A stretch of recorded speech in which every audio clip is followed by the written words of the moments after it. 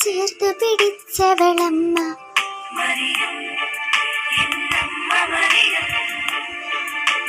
കുരിശോളം മൗന സാന്നിധ്യമായി സുതനോടൊപ്പം ചേർന്ന് നടന്നവളമ്മ.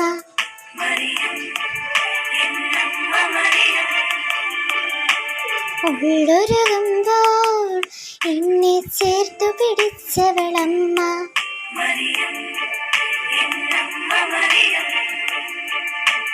കുരിശോളം മൗന സാന്നിധ്യമായി സുതനോടൊപ്പം ചേർന്നു നടന്നവളമ്മ.